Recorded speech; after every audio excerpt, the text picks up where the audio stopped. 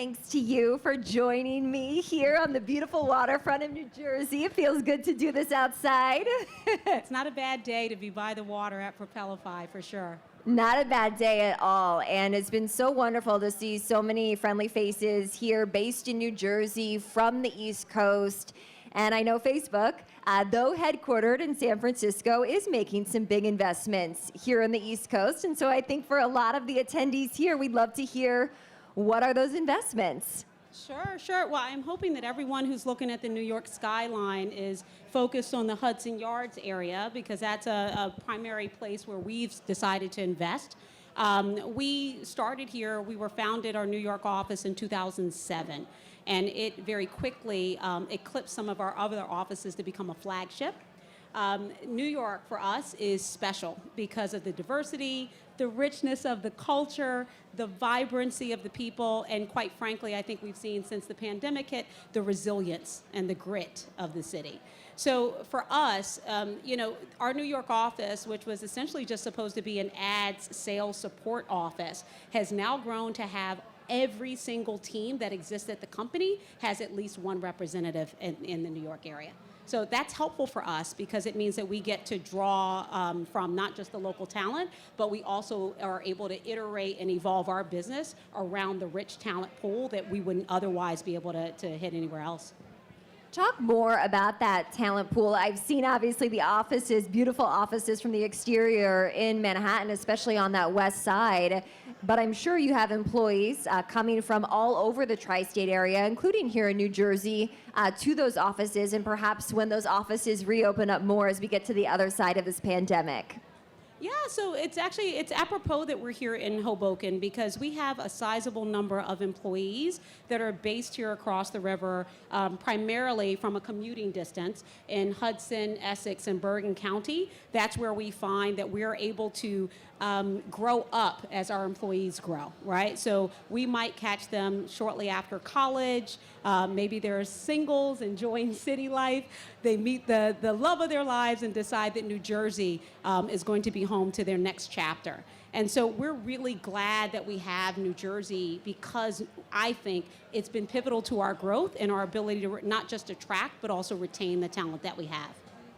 Talk to me about the decision to move into a bigger office here in New York City and in the tri-state area and build this up. I know you said the vibrancy is very important, obviously expanding the business, but when it comes to some of the investments that your platform provides to small businesses, to business owners, startups and entrepreneurs here in the area, what can your platform provide to those who are looking perhaps to start a business or get their business on Facebook? That's I think, a multifaceted question because in my capacity, I have the pleasure of working with so many of the nation's top chambers of commerce and business associations, and those organizations really help us to keep our fingers on the pulse of what small business needs from us. We found that during the pandemic, the lack of digital capacity for some businesses was really the key. That was the opportunity for us to show up and provide dimension to our relationship and support. So, if you were already doing well as a brick and mortar business, we know that you've got to ride that wave or that transition between what they now call brick to click. You've got to figure out how to go from being a retail, pedestrian dependent, in-person operation to one that can survive and thrive online. So digital capacity building and the economic opportunities and impacts that flow from that are really, I think, where the rubber meets the road for us and where we've seen the greatest impacts for, at least in our relationship, for what we can do. Now, with that in mind, in New Jersey, we've got roughly 400,000 to 500,000 small businesses that are New Jersey-based businesses on our platform. These are the ones that are active, engaged. They might be raising money for causes. They might be selling goods and services, or they might just be updating their customers and consumer bases with information on when they're going to be open or closed, if they've moved, if they haven't. What we found during the pandemic was those who understood the value of digital capacity early got a head start in being able to pivot.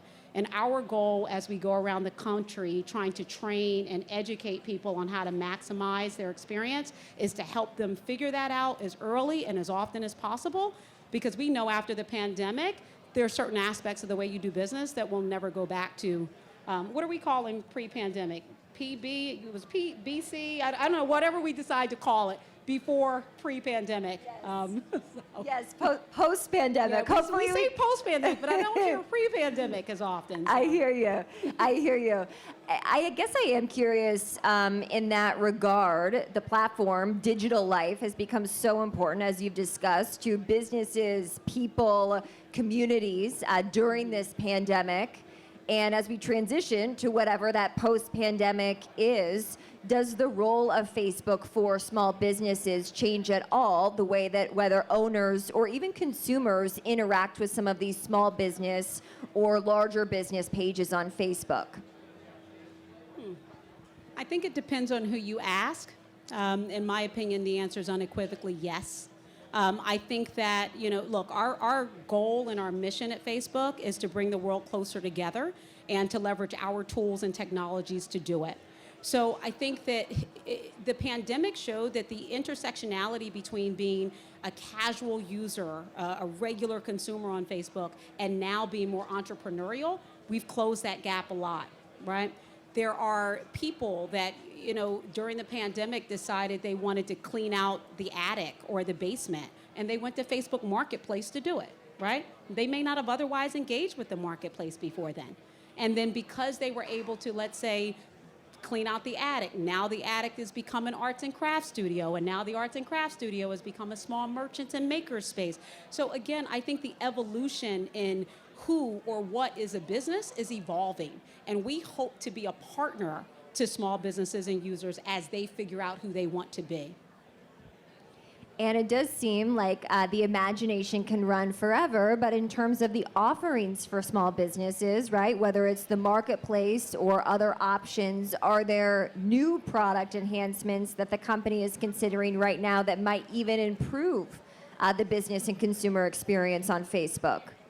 Absolutely, and I will actually pivot to what I often call the prettier little sister, i.e. Instagram.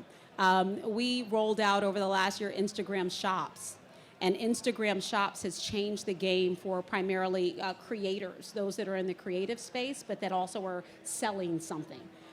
It gives them a unique opportunity to actually, through a carousel, be able to actually show their goods and their wares in a way that would have been a little bit tougher on Facebook. If you think about, as I'm assuming everyone here, does everyone here have a Facebook page? Or am I? Oh, all right.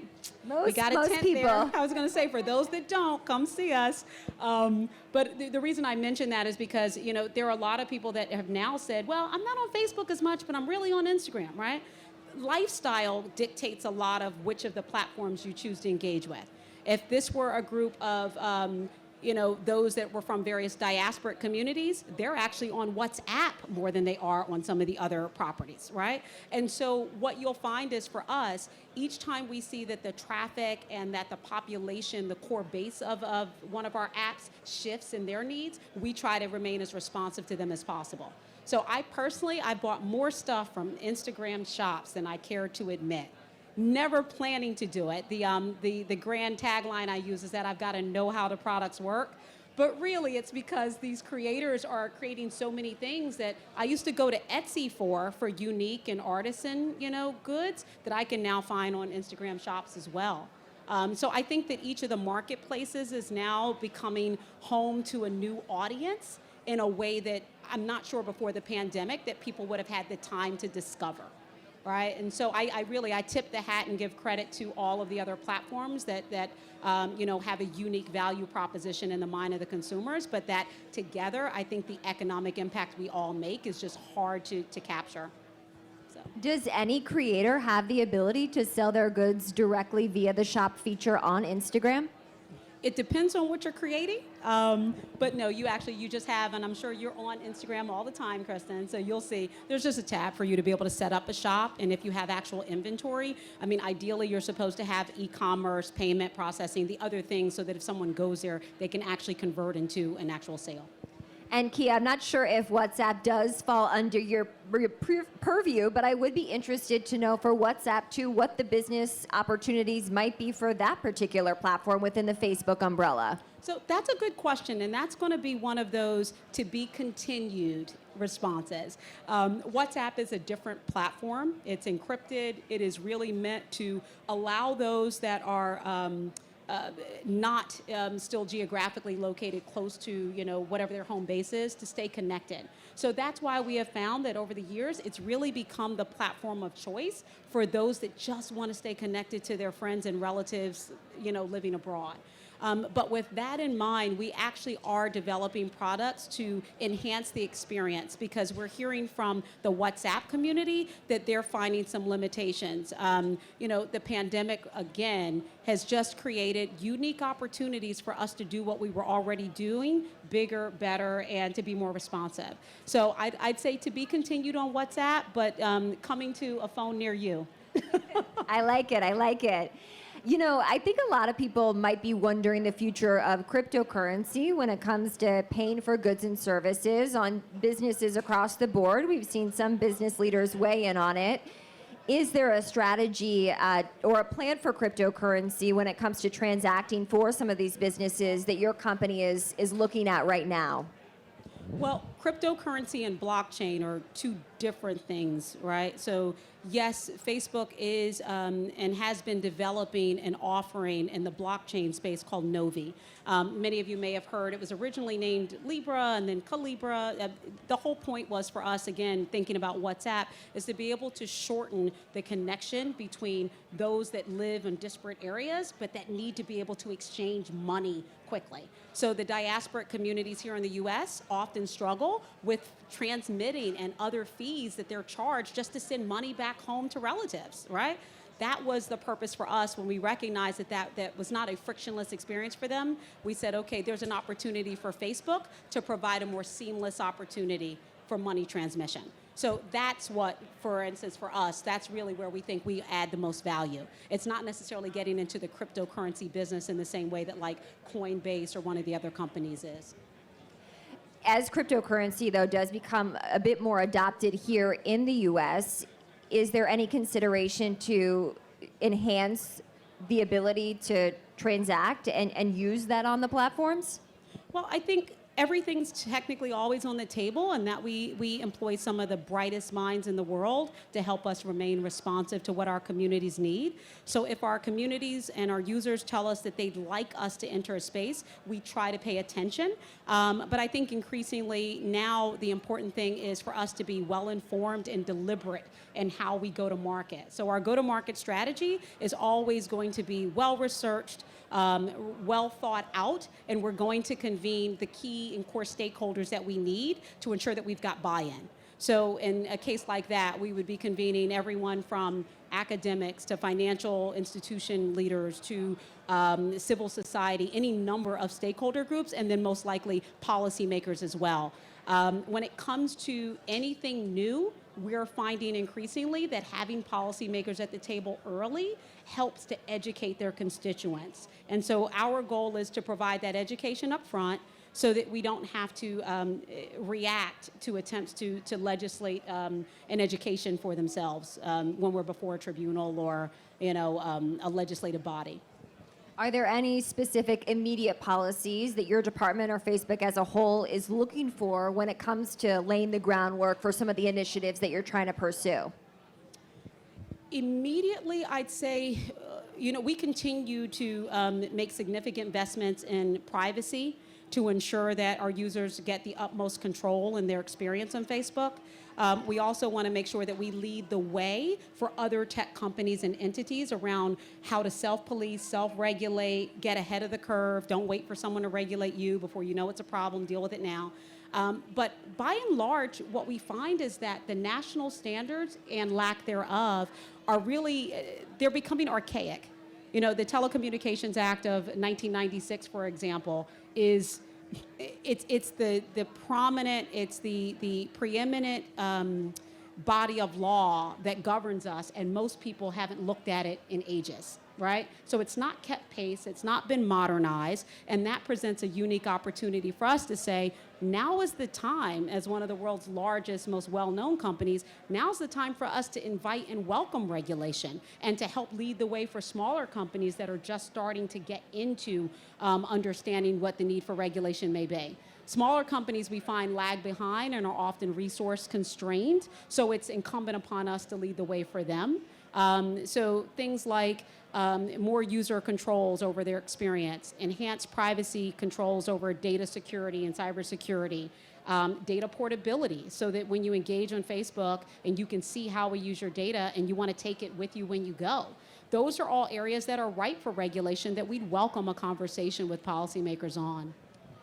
We have this year, speaking of cybersecurity alone, with other businesses outside of Facebook seen some serious breaches. I think of the Colonial Pipeline being one example that we saw toward the late spring.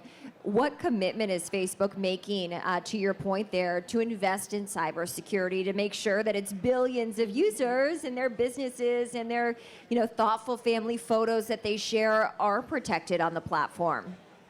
Well, we're not as vulnerable and as engaged in that conversation as some others, where as data integrators and data collectors that their business is cybersecurity, right? We kind of come into it through, one, our profile, two, a very clear commitment and level of investment that other companies can't necessarily make. We keep things as tight and responsive as we possibly can. But each time there's a new highly publicized data breach, everyone kind of rushes in with the assumption that the big companies you engage with most are the ones that hold the danger, right? Or the most at-risk data. We learned from the Cambridge Analytica scandal of a few years ago that while we do a terrific job, there's always room to do better. And for us, that was around transparency and disclosure. It wasn't that we weren't already paying attention. It's that we realized we weren't doing as great a job translating what we were doing to the public. So for us, when it comes to cyber, data security, anything related to the security of your data, it's about educating the public to how much control you already have and then what we do to secure your data even more. Quickly, we don't have much time left, but we talk so much about software, right? Everyone knows the namesake Facebook platform, Instagram, and WhatsApp. When it comes to hardware, is there hardware investments that you think businesses could make into Facebook's growing hardware business that would complement, from a business perspective, what they're trying to get done? So I think that depends on who's asking and what their goals are. Facebook is still relatively early in our entree into the hardware business. So I don't know, how many people in this crowd own an Oculus ARVR headset? Okay. How many people own a portal device?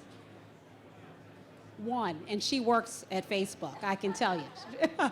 And that's exactly what I think I wanted to kind of convey, is that you don't think of us when you think of hardware, right? You might think of Samsung or Apple or any number of others in our industry peer space. It's newer to us. And so our value proposition for anything that we launch and go to market with is get into the business when you have something of value to add.